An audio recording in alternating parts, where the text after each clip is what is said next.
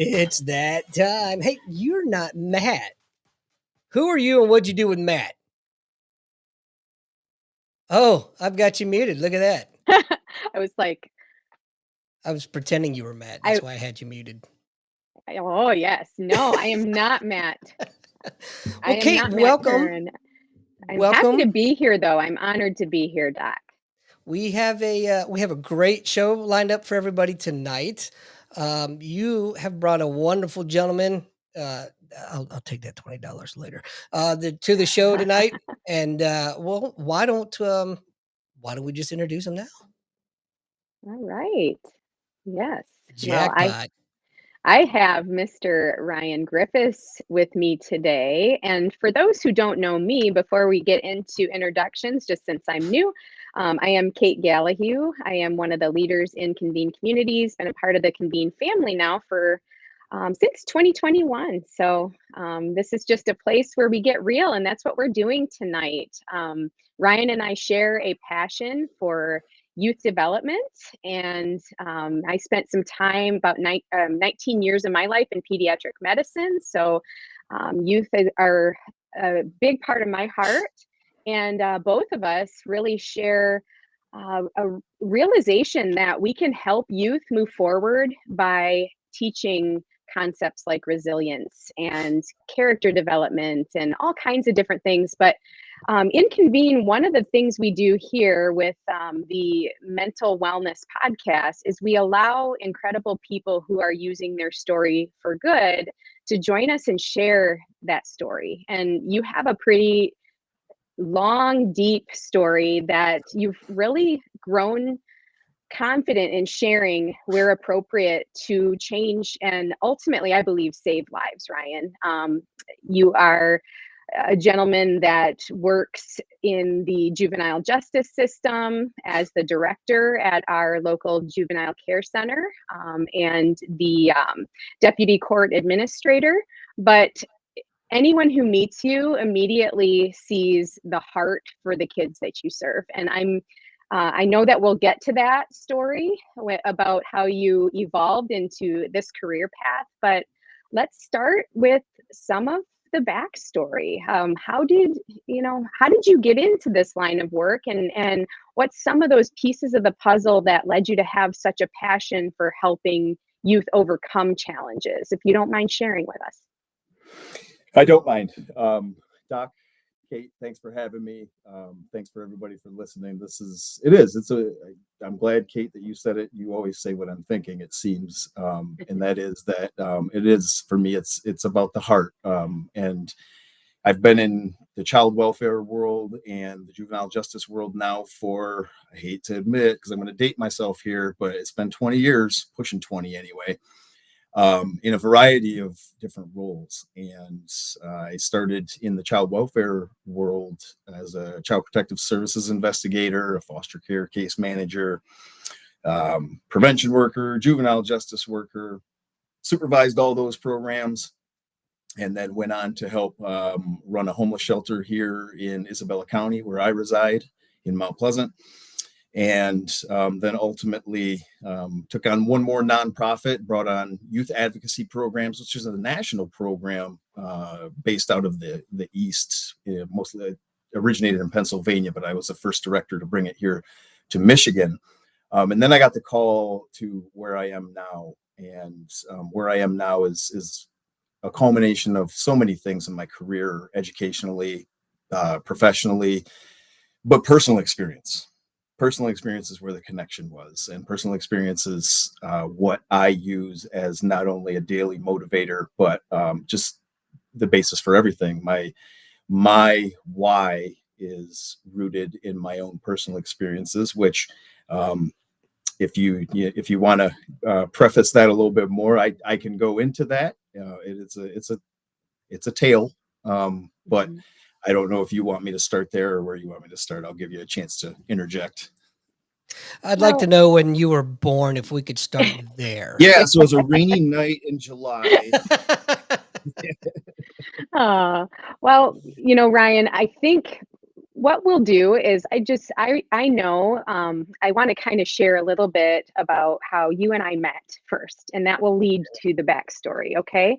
Yeah. So I sit on the Youth Impact Partnership for Midland County, and I made a mutual friend of yours, or met a mutual friend, and we had coffee for a different purpose, but I started telling her a bit of my story of why I really found this passion for helping youth heal versus reacting to their disease and medicine. And she heard my story of some of my own pain points, and what led me to realizing that when I was authentic with my patients, where appropriate, and we made that connection. It wasn't the stethoscope, and that gave me credibility. It was that I understood them and that I saw them, and we connected in our humanness.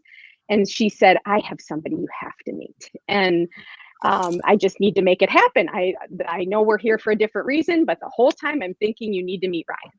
And so we did, and we met, and we talked about how our stories are so important, and how they become that guidebook for somebody else who's walking through a hard time, to show them they aren't alone. And that's really where people cultivate trust with you, and you get credibility, not because of how much you know, because of our CMU education. I know you're a fellow Chippewa, Yeah. but Fire up. Yep. Yep. it's not from all of that. It's from what we've learned through wisdom and experience. And when you have a tool that can help them because you actually walked in those shoes that were somewhat similar, then that's how we break through with people. So in your line of work, we met at the Monarch Academy, which we can explain how that all came to be in the future too. It's just such a wonderful name that gives those kids dignity that you work with.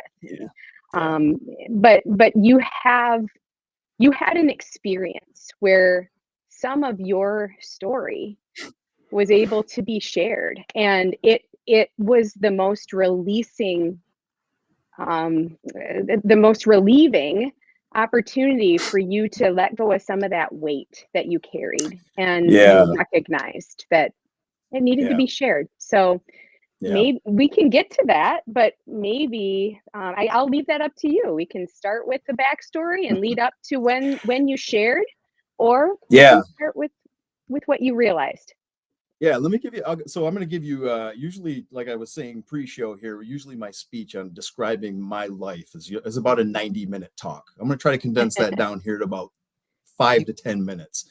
And I know those of the guests that are listening in right now are rolling their eyes really hard because they know me better than that. Anyway, yeah. Time's up. So yeah, I tried. Sorry, went too long. Yeah, so I grew up. I have a younger sister who's 2 years older, or excuse me, 2 years younger than me. I'd like to think I'm the younger one, but that doesn't work out. My parents were together until I can't even remember how old I was now when they divorced, but I was young, very young. And my father, my biological father, is likely, and I've said this, I say this in every public speech or every presentation I ever give. I've been in child welfare and juvenile justice now, or some aspect of that, for 20 years, as I stated earlier. And I've worked with all kinds. I've worked with child abusers, drug addicts, mentally ill, neglectful people.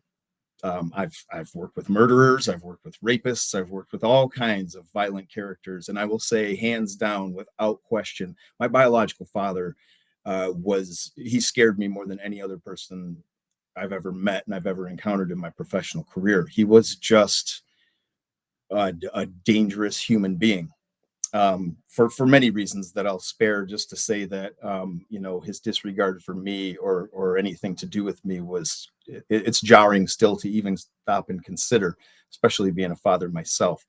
But when my parents split, my father was so violent to my mother, and repeated and just dangerous, that my mother made a great decision, and she initially she moved out, but not far enough away, and it wasn't good enough because she was still in danger, and so she chose to move farther away and put a real nice buffer zone in between them, which was a great move, and allowed my dad to move on to many, many other women, which he had been unfaithful blatantly and openly for as long as I could remember what it meant for my dad to take women into the bedroom and spend some time in there while my mom was at work.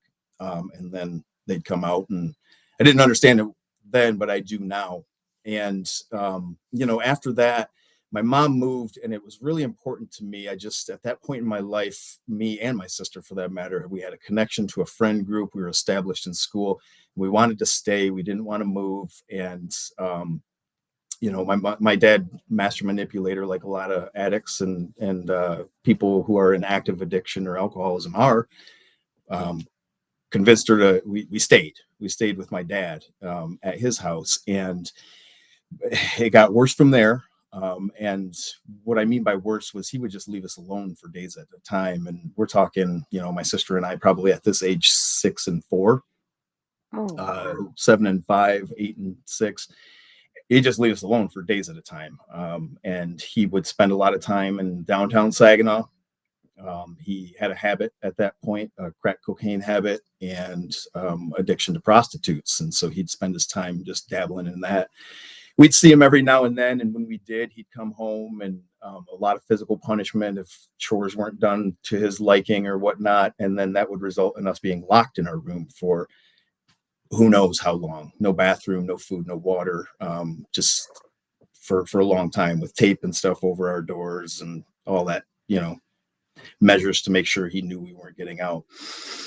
Eventually, my sister moved out, thankfully, which I'm firmly convinced it changed the trajectory of her life completely. And I'm very, very thankful that at a young age, she moved back with my mother. But and a lot of folks, I know we're on a mental health podcast here, so hopefully folks will understand what I'm about to describe. But my father more or less kept me in prison. And I don't mean physical prison. I mean a mental prison.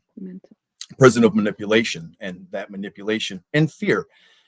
He had control over me because I've seen what he's capable of. He was an incredibly violent man, and I've seen him carry it out.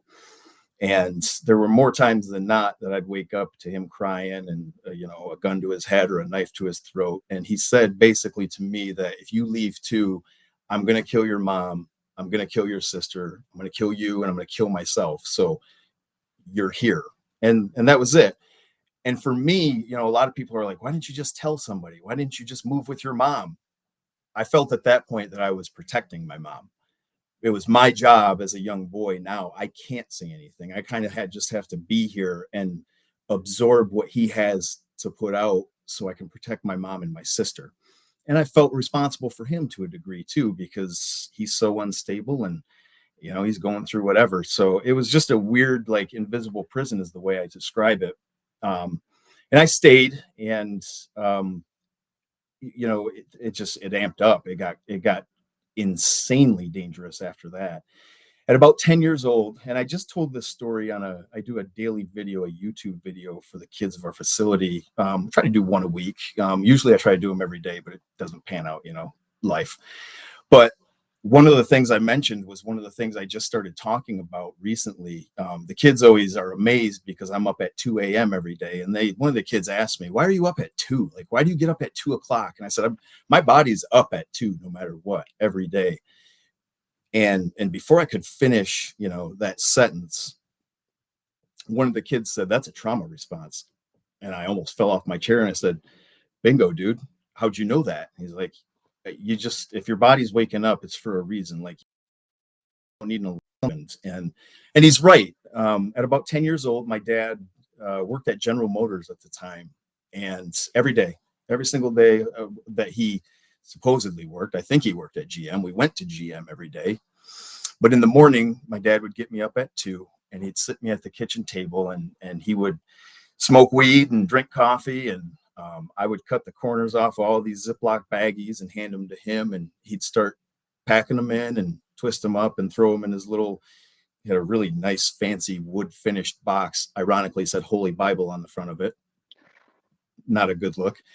But he had a stick shift Ford Festiva, if anybody knows what that little matchbox of a car was. And he taught me how to drive that thing. And so every day before school, it was my job to drive him to GM. I dropped him off in the parking lot. And he didn't go in the building. He got into another guy's car.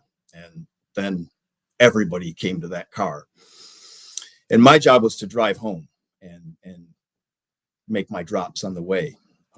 And the drops were the houses that he told me to stop at, and somebody comes out. And if they don't come out, my job is to go up and make sure that that pack's delivered. And if it doesn't get delivered, you can guess who pays for it. And some of the things that I saw, not only doing that, but hopefully too many of our guests here listening can't raise their hand and go, yeah, I know what it's like to look into a crack house. But I'll say this, it leaves you guessing. It leaves you guessing who you're looking at. Are they alive or are they dead? That person looks not to be with us anymore. And then if you go back the next day and that's the same case, you're pretty sure you saw a dead body. But that was my life for a couple years. Eventually, my father met a woman named Felicia, and she was a prostitute that he frequented. He frequented her quite often, and brought her home to our house quite often. She was a crack addict as well, and she ended up staying at our house. So it was me and those two, and they got married. And it was just an absolute war zone, because with Felicia, we didn't have to go, there was no more deliveries. The life came to our house. And so our house essentially became a war zone. And Felicia still was involved in her, I don't know if you want to refer to it as a profession, I'm not sure, but she was still doing, living that life. And so she would be gone for nights. She'd take off and go get a fix and visit clients and things. And my dad would take me with him to go seek her out, to find her. And this is a picture of the guy we're talking about here. He'd no fear in this man. I don't think he feared death, but he would take a gun with him and he'd kick down the door of every house that he thought she would frequent, and eventually drag her out by her hair and bring her home. And when here's a weird paradox for you, because when we got home here, this was a major problem for me, and it still is to this day, I think. But her punishment essentially was, and I'm sorry for listeners who might be sensitive to what I'm about to say, but her punishment, if you will, for those actions was my father would forcefully rape her, and he would force me to watch that act. And that was control for him, both over her and for me, because he still wanted to, insert into my thought pattern that don't you ever think about leaving either. Eventually, I was 12 years old. It was November, and it was November 17th, and it was not warm out. A situation unfolded that wasn't uncommon in my house. A fight was brewing, and it was in the kitchen. The house is super small, ranch style, no more than, I don't even know, maybe 900 feet. I mean, it was 900 square feet. It was very, very small. You could hear and see everything. And same as always, fighting, pushing, punching, biting, all the things, glass breaking, things being thrown. But then it's something about this night, and people ask me all the time, what was different? And I can't describe it, but usually I find myself in the middle of those things. I find myself trying to break it up, fist fighting with my dad or whatever, or, jumping on and restraining him or whatever the case is. But this night was different, and I didn't want any part in what was going to happen. I just intuitive. I don't know what it was, but I went to my bedroom and I could see into the kitchen. And I saw the same thing that I've seen 100 times. I saw Felicia spit in his face, but then he was quiet, and he's never quiet after that happens. It's usually he's on her in a minute, and it's really violence from there. This time he was very quiet, and I shut my bedroom door because that didn't feel right. And the next thing I heard was broken glass, but it was quiet again. And the quiet was more eerie than anything I can ever imagine. And I had to look. What do you do in that situation, right? You have to look. And when I looked out, I saw Felicia's head still kind of half lodged in the front of the stove, the glass, and more blood than I've ever seen, that I even knew existed in a human body, to be honest with you. And I thought I witnessed her murder. And for me, that was a prompting that it's life or death at this point. I had already been trained how to shoot a pistol at the door when I don't recognize the voice behind it, because it's likely somebody coming to collect money. I've had drug debts collectors come and visit, and these things were life for me, but this made me feel I can't do this anymore. And that fight or flight turned into flight. And I just ran. I jumped out my front bedroom window and I just ran. No plan, no idea, no real thought, to be honest with you. When adrenaline kicks in like that, I don't know if those of you that experienced it, but I just ran, and I ran until I just, again, no thought, just stopped and just kind of, looked around and collected myself. And I was in a parking lot at this point of a Lutheran, I think it was a Lutheran church or a Catholic church, I can't remember. And there was another building right next to it, a closed down boat factory where I lived. There's a little alleyway that you could duck into, and you're kind of out of sight. And it was still, it was getting dark at this point. And I just ducked in there and I just caught my breath and I sat down at the end of this alleyway. And I just thought to myself, I just watched somebody get killed. Like, I can't go back there. So I didn't. I just stayed the night there. I sat there and I drifted in and out of sleep and woke up and thought about what am I going to do and where am I going to go? And I just went to school the next day. I just went to school. I got there when the custodian got there, and got into school and cleaned myself up and went to school and told nobody, because history in my house told me nobody's getting arrested, because nobody ever did. Nothing ever really happened. My dad would go to jail for 30 days here, 45 days there, 90 sometimes, but never, anything serious like he really deserved. But here's the kicker, right? And I'm sorry, I know I'm going long, but this is, it kind of frames my story. And people ask me, well, what did your dad do? Did he come looking for you? He didn't come looking for me. I knew too much. I knew I knew what he had been doing. I knew what he forced me into. I knew where all the money and the drugs and the guns and all the things were.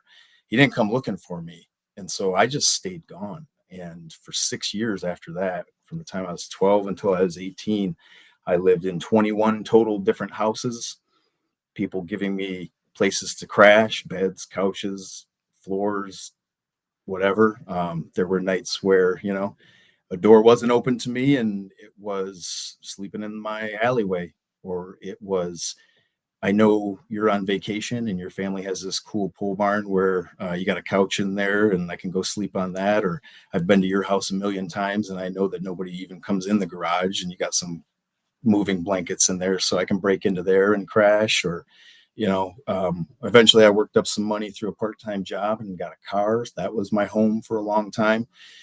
But that was life for 6 years for me. And it stayed that way. I had some advantages and disadvantages along the way, though. My outward appearance was this. It was happy man, shining athletically, football star, and lots of things going for me. Colleges asking me to come play and lots of friends, and was never hurting for money because I could always break back into my dad's house and grab 100 here or 50 there and have my needs met. So I just hid basically in plain sight for 6 years dealing with that. Kate, you mentioned what happened after that, and I didn't tell anybody for those 6 years, period. I mean, people knew I wasn't at home. They knew I was bouncing around, but nobody really dove in and asked why, because I don't think they would have believed it if I would have told them, to be honest with you, because my dad was a cool guy. After that, though, later in life, that's when I started, I worked in child welfare. And when I met parents who were going through things and I saw some of the challenges, I mean, they were a product of a cycle. It was the same thing I was. My dad, his dad before him, violent, alcoholic, mentally ill, drug, his adopted dad was even worse. I'm working with people who have unresolved trauma and they've never had an opportunity to connect with anybody to understand what happened to them. And that's where I flipped my script. I started speaking to my clients about not what did you do wrong, but what happened to you? Let's start there. How did we get to this point? What happened to you? Let me understand you first so I can understand how we're in the situation we're in. That's not my aha moment, but I feel like I should take a break and let somebody else talk. Well, You're doing great. Thank you for Okay. your vulnerability, Ryan, and sharing all of that. It's you tell your story very eloquently, but I'm sure it wasn't so easy to tell that the first time. You share it from a place of passion to help others now, but um, you know, yes, you're correct that um, I'm sure in those moments where you encountered people who were hiding in shame and knowing that what they've done and they are looking to you for what's next and for you to say, let me understand what happened to you, tells them that you value them as a human being. You're seeing them, you're hearing them, you understand them, and then you started to move into a little bit more of just that shared connection opportunity that Yeah. maybe didn't come right away, but it eventually came. And I think it's very key that you're talking about breaking these cycles, because generational trauma is something that so many of your students Yeah. have to handle. They have heavy, heavy backpacks that they carry Yeah. in, and it's mental weight and Yeah. emotional Absolutely. weight in addition And the to. isolation, Mhm, the isolation is one of the worst things, Kate. And you had mentioned that actually at the onset of this talk, and I'll get to my aha moment of where I really mhm, felt like I really need to harness this and start spreading this like wildfire. But I did introduce that in the early stages of my career, just in bits and pieces, because it felt silly for me. Honestly, I felt stupid getting these reports of things that had happened and going out and judging people based on what yeah, I'm reading. If somebody would have judged me on all the things that I had to do to survive, and Kate, Doc, listeners, I did a lot of bad stuff to survive. I did a lot of things that I will forever regret. I hurt, manipulated, stole, uh, squeezed through a lot of situations just to eat, just to sleep, mhm, just to get through. And I burned a lot of bridges doing it, because really, just like our kids that we deal with, or just like the parents that we deal with, it's not personal, it's survival. And I right, didn't intend on hurting anybody along the way. You got to do what you got to do to survive. And so mhm, every time I would work with a client, we would start talking, and their stories sounded exactly the same, as like very similar, right? We have so many commonalities between us that I thought, I I can't not be real with these people. I can't take my little clipboard out there and have people, uh, writing down their little quotes and use it against them. I have to be real with them. mhm, Um, I want to address, actually, that's an excellent question in our chat that Brenda popped up. She said, "How did you break the cycle?" Brenda, I will say this: I broke the cycle by doing exactly what I'm proposing that I employ right now with my story, and that I propose to all our kids. This is exactly the approach I take with all of our kids. Is for me breaking the cycle. I didn't have the dad that I needed to guide me through, but I did have coach, teacher, mentor, friend's dad, community member, different pieces of a man that I thought, I like that. I like what he said. I like what he's about. I like this. And I pieced together this picture that I could follow. It wasn't a tangible, living, breathing person, but I used a culmination of all of these men and their virtues to say, okay, there's your guideline. mhm, And I just patched that together. For me, breaking the cycle had a lot to do with football. I'll be honest with you. If I wasn't athletically inclined, I probably wouldn't have had. And in the spirit of vulnerability, even that, even the notoriety I received from football didn't stop me from authoring several dozen suicide notes and making attempts on my life and just wanting to die. Despite all the accolades and attention, it was the loneliest I could ever imagine a person being. And mhm, for those of folks that know me and know me from that time frame, they would wonder, man, dude, you were like everywhere. Like there are people everywhere around you. I was dying inside. I was more lonely, more scared, depressed, anxious, than ever before, than I could ever imagine. So, for me, breaking the cycle, I was just talking with somebody about this the other day, and it's this unspoken resolve, thankfully, that there was just something else. When I'm sitting in an alleyway or I'm underneath a bridge and the rest of the world is going on, I'm saying to myself, this can't be it. There's no way this is it. I didn't go through all of this to just have it be this and then, that be the rest of my life. Otherwise, what am I? I'm another spoke in that stupid cycle of brokenness and dysfunction. And Mhm. so I just took all of what I knew to be good in these models that I had, and I said, I'm going to break this. This stops with me. Even at that age, I said that to myself, like, this has to stop. I knew what happened before me, and it can't happen to me. Somebody has to break it. And so basically, that's kind of where I started, was understanding that what I was going through, and this is what I tell our kids all the time: your pain, your trials, your challenges right now, and all this suck is going to be a hell of an inspirational story to use on the next person that's going to need some encouragement.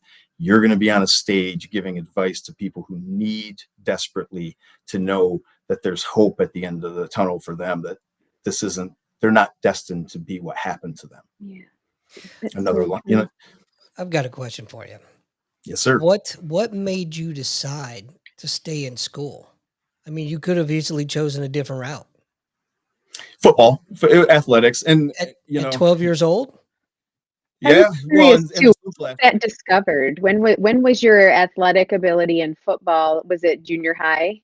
Like when you had Uh, that opportunity to yeah, there's a gentleman by the name of Jim Swartzengruber who I credit to this day for giving me confidence, and another gentleman by the name of David Larson who really spoke words into me that filled me up right at the right time. Mhm. And they let Mhm. me know, they kind of spoke like future hope into me, and Yeah. let me know, like, dude, you could do something with this. And it really, I don't know, it just gave me something to hang on to, and it just kept going. Like the right time, people would say something and they would, give me a little bit more to keep going. And, I didn't hurt for friends. I didn't hurt for, I didn't hurt for attention. And so for me, school was the constant, right? If Mhm. anything in And my you life. what I heard in your story is you had developmental assets. You didn't know that term, but you had Yeah, people in your life that you gravitated to the positive energy that they were putting into your space at school. School was a safe place for you.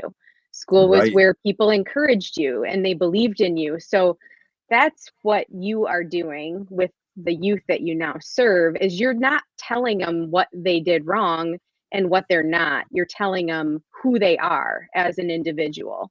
You're It's not what's building wrong with you, it's what's strong it's with you, what's right? strong with you. Exactly. Yes. He has a video called that. I do. Yeah. Yes. Check out the YouTube page. Yes. Exactly. But developmental assets, right? We and studies have shown that overcoming these adverse childhood experiences, resilience is what kids need to combat that and come out of it. Mhm. And for me, that's exactly what it was a few important, meaningful relationships in my life in the way of, mentors and teachers and coaches. And for anybody listening, you don't have to have you don't have to have any magic wand or this awesome ability. Honestly, my lifesavers were regular people. They were regular Mhm. people who just spoke into me at the right time, and just really gave me what I needed with perfect timing. And so I could go on with that list that I can credit people of just, giving me what I needed in little doses Yeah. to carry me through. Well, and that's We all have that dopamine they were opportunity. giving you, right? They were Yeah. Heck dripping yeah. little bits of so your brain needed that to get you through those depressed states, Yeah. and words of encouragement drip dopamine into individuals. And so that That's right. you sought that out because it felt safe and it felt good and you liked who you were in those different environments.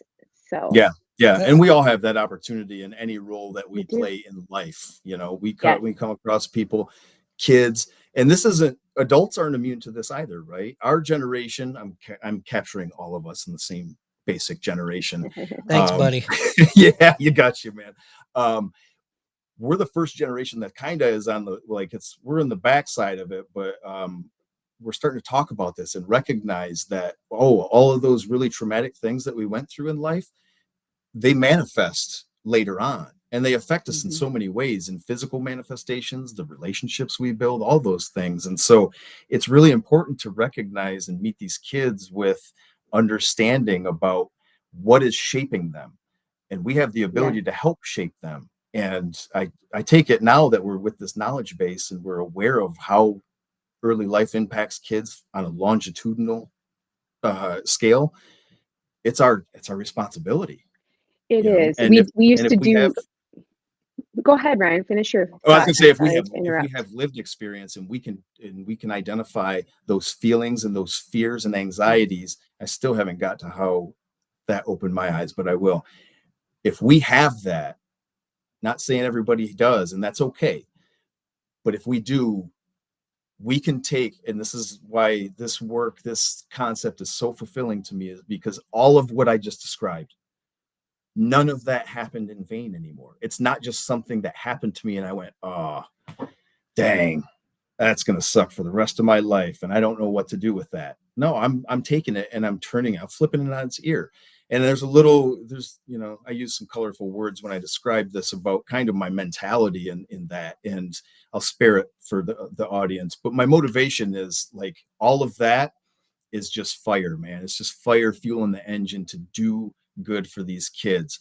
Take all those lessons that really I couldn't have been taught in school. It was living it. I had to. And now I'm turning around and I'm helping the next kid up so they can do the same. And now guess what? What are we doing? Not only are we breaking a cycle, we're we're making cycles, making a new one. Yeah. making new cycles. I got to tell Mhm. you, I really like your approach because, most times kids already know that what they did was wrong. They Oh don't yeah. they don't need that beat That's down, right. right? That constant beat Yeah. down. They need somebody to lift them up. All right, yeah, we know what you did is wrong. Let's find out why. Let's find out how not to go down that road again. So wow, It I makes take my hat off to you. Oh, Doc, I'll tell you what, it does. It leaves me with a really, really ill feeling when people label our kids a certain way. I say our kids, the kids I work with, when they label them as quote unquote bad kids or broken kids. No, they're not bad kids. They're a culmination of their experiences. And sometimes Mhm. they make goofball decisions. Didn't we all when we were teenagers, Yeah. right?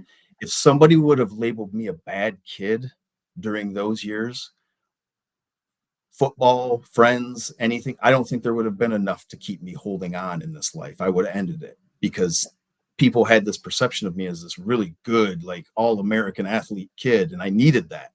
If people Yeah. would have labeled me otherwise for the things I did to survive and not taken time to understand why I had to do that, I would have folded. I know I would have. So Mm. I thank you for saying that, because that's important to remember when we're working with these kids. They're not consciously waking up and making these decisions to be quote unquote bad. They might be sleeping in class all day because mom and dad were up all night beating the hell out of each other, or Yeah. the cops were at my house again because my house got raided because my brother's selling drugs, or a multitude of things. So It's so yeah, true. great point. Yep, and those kids are so blessed to have you as just their mentor, but you are then creating that positive environment for them because you know how much you needed it, and that you make school a place where, and you're shifting a culture. You're letting these kids know. We'll get to that in a moment a bit, but letting these kids know that there's different ways that we can speak to ourselves first through your videos, but then Yeah. turn around and speak to each other in a Yeah. way that's respectful and life-giving. And when, you know how that compliment made you feel, well, Yeah. turn around, give that compliment to someone else. That actually makes you feel good too. So Yep. the giver and the receiver and the observer of the compliment all get dopamine. So you're creating Yeah. these positive emotions in your space that you have those kids for that period of time, and you are a lifeline along with the educators and mentors that you're teaching to speak that same language of strength and resiliency awareness, that Absolutely. that we can grow even more resilient through the things we go through. So, Yeah, it's their proving ground. It's a badge of honor for them. I mean, it's really, really sucks going through it, and I'll never deny that to any of them. But um, I always, and that's, a line that we're all familiar with because we've heard it once or twice in our lifetimes. But I always try to be the person that I needed at that age, right? mhm, Um, and if we keep that in the back of our mind when we're dealing with these manifestations of behavior, because this kid is angry or they won't pay attention or they're disrespectful or all the things, if we get past that and understand that hysterical behavior typically equals historical trauma, we can begin to understand why we're seeing these behaviors. These kids don't want, and we work with kids. I see a question on the side. Brenda, you're awesome. I also see, by the way, a lot of my friends here who I have to just give a shout out because the people that I'm seeing signed in and listening are champions in the same type of work with the same mind and heart, and I'm so grateful for them. But yeah, I mean, Doc said it best, right? They know. They know they did wrong. We don't need to remind them of that. We need to remind them of all of these protective factors that they have, these positive attributes that we can start to build on and just shift their paradigm and help them understand that what you're doing right now is you're writing a story of your life. And mhm, it's going to be a story of overcoming a lot of trauma, a lot of troubles, challenges that a lot of people won't ever understand. But you're going to come out on the other side and tell that story to somebody who just needs that boost from you. So, You yeah, know, giving them kind of some pride. speaking of paradigm shifts, and I think you're already on this. I think the shift needs to come with the children, sure, but the shift really needs to come with the adults. We need to Oh, set Doc. our mm. egos aside Thank you for saying that, Doc. Yeah. and realize that it's not about us, you know? Doc, you're And right. kids don't want to know how perfect we are, right? They want to know that we're human just like them. Right. So it doesn't Well, I'll help tell you to what. just tell them what to do.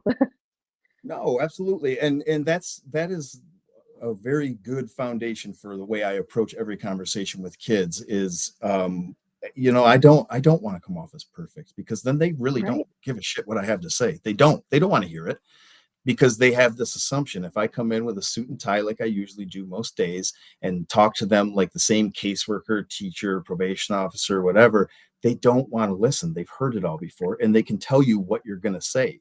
But if I sit down with them and they start to tell me how I don't understand and all that, and I can say, actually, hold on, give me 5 minutes and I'm going to tell you exactly how much I do understand, not yours specifically, but I can get in the ballpark of how you're feeling right now. And then will you give me a chance to talk? And I'm telling you what, you guys, that credible messenger approach, if you establish yourself as knowing and identifying what they're feeling and what they've been through, if you can say that to any degree, I promise you, you put me in a room with 10 kids, I'm going to come out with solid rapport and relationships and open trust with all 10 of those kids. And we see it time and time again. And I love it. It's the most beautiful thing in the world, bringing somebody out of isolation in their feelings and giving them confidence that actually there's a lot of people around you that understand where you're at and they really, really want to help you support yourself, but they also need your support. Now we got community. You're not alone anymore. Hmm. Can Yep. can I give you an example? It's kinda related, kinda not. Um, One of my last duty stations before I retired, I got put in charge of a section that was labeled the trouble section. And I had a young lady that was 20 years old at the time. Unfortunately, she had been through a sexual assault. So now here comes another guy, in charge of this situation. And I just from feeling out the situation, I learned that she responded better to text messages, even though she's 5 feet from me.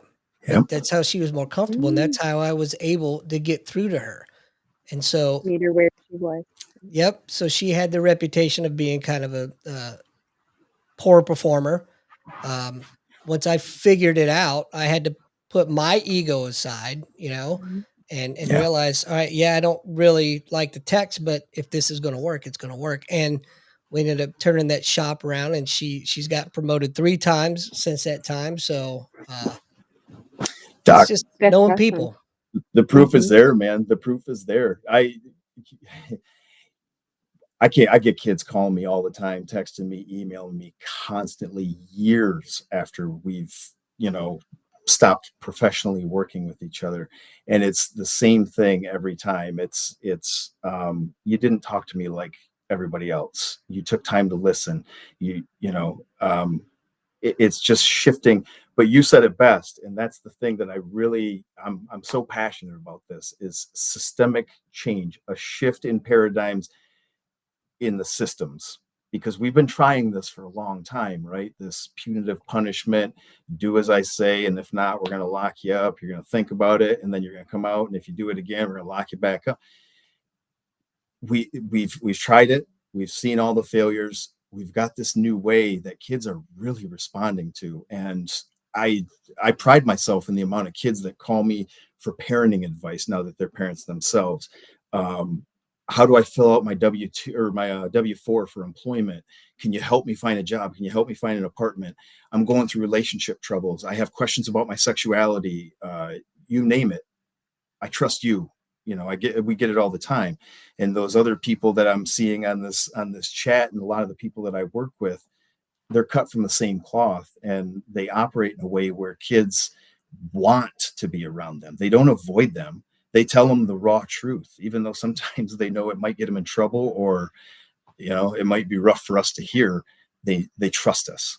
Kids want boundaries. They will tell you they don't, but they thrive with structure, and they thrive with healthy boundaries. And you're teaching them how to have those by balancing that love with a little bit of honest truth. And what I love is you're creating a culture of authenticity and connection. So between students and the peer to peer, but also professional to peer as mentors, where they see you and they respect you for the authority figure that you are, but they see you as somebody that they can open up to because you've proven that in those little drips of your story.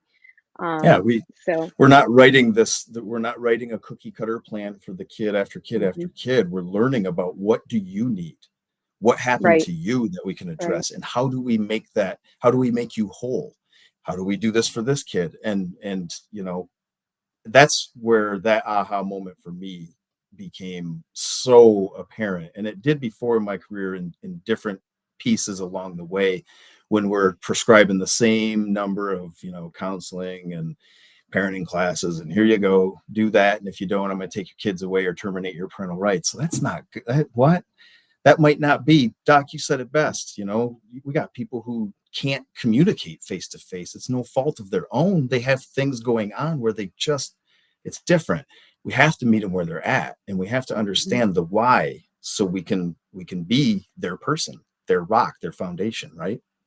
I think as adults, we need to remember that although children are children, they're still people, and we need to treat them as people. There you go. They know, and they have so much to teach us. I think that's the thing is when we can tell kids that we want to hear your voice and we want to learn from you, they'll give it to you. But that helps them to feel valued. If you're in school and all the teachers ever do is give you a spiel on how to be a better human with all the social emotional learning concepts, but don't ask for your input and how to, pull some of that gold out of them so we understand their world better. I don't know. I keep thinking listen hard and love hard, because love is a verb and people think it's a feeling. Love is a verb. It's how you it's truly how you connect with others and how you help people move forward, and how you show it that you care instead of just saying it, because those kids probably hear a lot of empty words, but they see the action in your staff of love. 100%. I promised I'd get to this moment, and I have to vocalize this. Please. I got to articulate the process, because for me, so all of that approach for me kind of developed over time, over several years. And I've had this idea in my heart and in my brain for the longest time to, start a movement. And thankfully, as a nation, we're actually becoming more informed on trauma and the things the effects that it has on your physical brain, your decision-making, your impulsivity, all the things, your attention span, you name it. I could go on for days about that because I experience a lot of that. But one of the things, for me, um, I think it was important for me to understand how it felt on the other side. I knew I wanted to give people the freedom to be authentically them. And I knew I wanted to give people the freedom to not feel judged and to come out of hiding with their pain, so we can begin to understand and indemnify them and make them whole so they can have the life that they deserve. I didn't understand what that felt like though until I started in my current position and I started introducing myself to my new staff. And I'm this guy, first week I'm wearing a nice suit and trying to give off this good shiny impression, and they're feeling me out like who is this dude, And um, one staff member in particular came in one day, and it was, I had 15-minute appointments scheduled with everybody in the building, and one of them in particular asked me about a picture that sat behind my desk.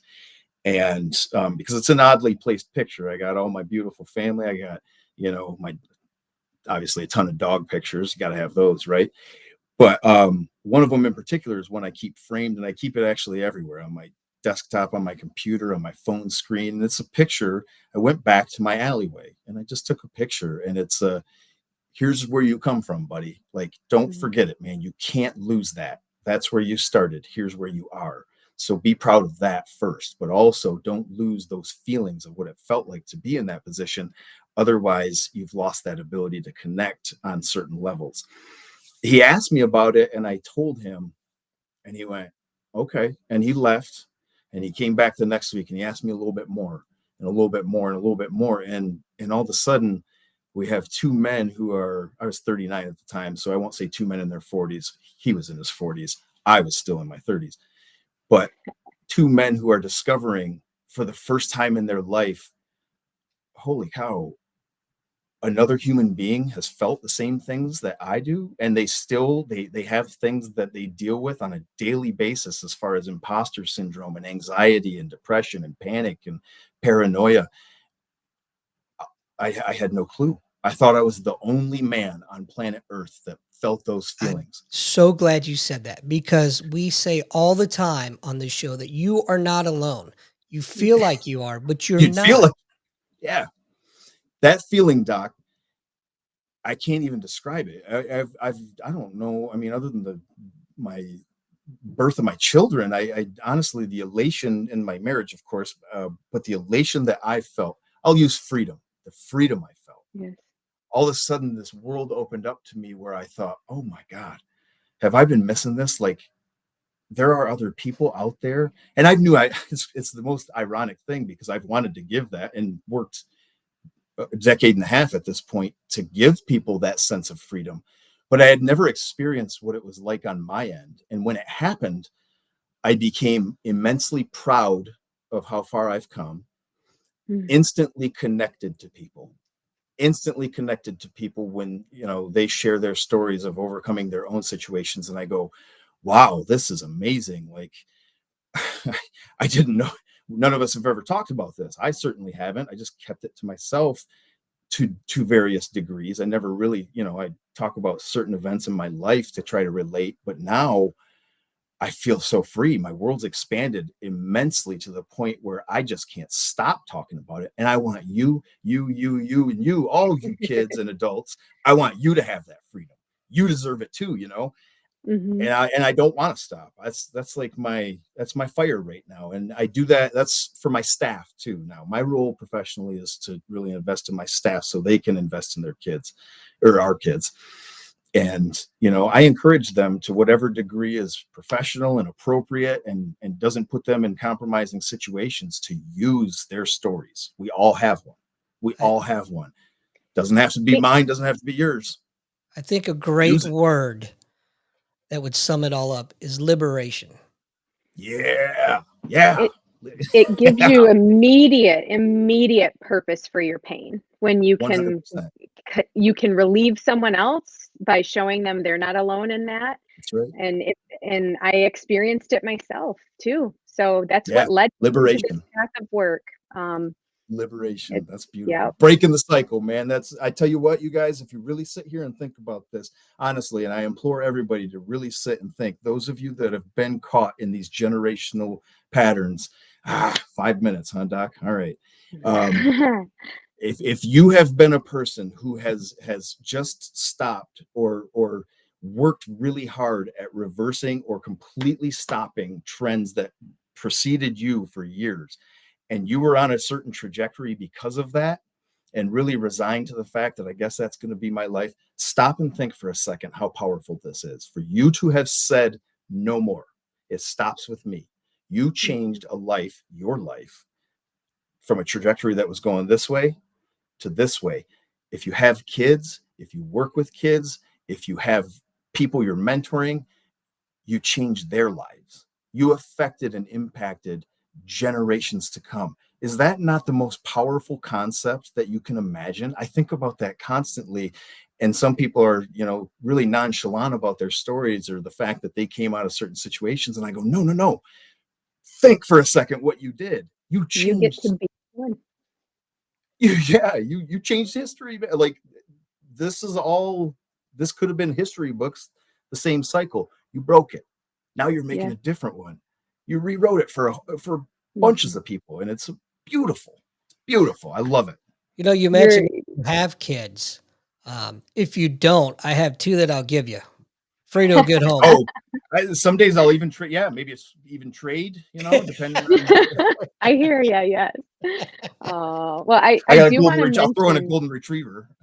Oh, I'm not trading my dog. Yeah. I'd take Marley. Oh man, Monarch A Marley lot of people. Oh yeah. is that girl. amazing. She's the therapy dog at the Monarch Academy.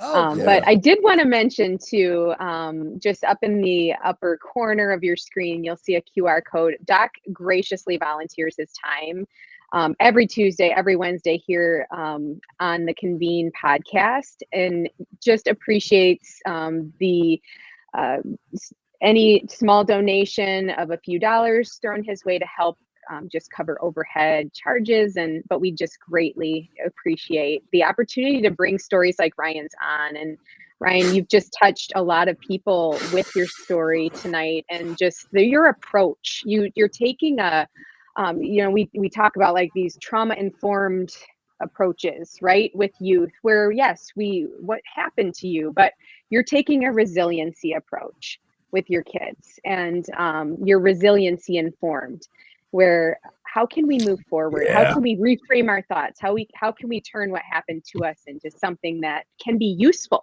Instead of the worst thing ever, it can turn into something useful when it becomes someone else's guidebook. Yep. So you're not destined to be. You're not destined to be a part of that cycle. You can take it. Right. You can flip it. Purpose that pain, change lives, and break the cycle. That's what it's all about. In the special forces community, we have a saying. Most people like to say, "Hey, good luck." We say, "Make your own luck." Yeah, man. Oh, dude, beautiful. Beautiful. Hey, if Ryan, anyone, I was just going to say too, if anyone wants to see a few of Ryan's videos, I think they're pretty awesome. Is it okay if I share? You can definitely share. I just a disclaimer for the audience. It's just, I don't script them. It's just me. I decide. They are gold. They are gold. It's Cycle Breaker Ryan on YouTube. Just check out how he speaks to those kids, and he'll teach you some stuff along the way too. But we've got about it. Go ahead. I was just going to say, when we leave the show, when we close the show out, don't go anywhere. Stick around. I'll stick around. Yeah. Well, thank you very much, you guys. I appreciate this. I appreciate you giving platform to new ideas and new approaches, because man, this is, and for folks that know me or folks that have heard of me, they know I'm on fire for this. And so when I get the opportunity to share this passion, and Kate, you've been along for a lot of that ride so far. Thank you for bearing with me. Oh, it's been my pleasure. I just believe it's how it was supposed to happen. Yeah, I think those connections are made when there's lives that can be changed, and we thank our friend for bringing us together too. Absolutely. Doc, thank you. It was my pleasure. Great show. Stick around, like I said. And for the rest of you guys, we will see you hopefully tomorrow. And if not, we'll see you next week. Good night, everybody.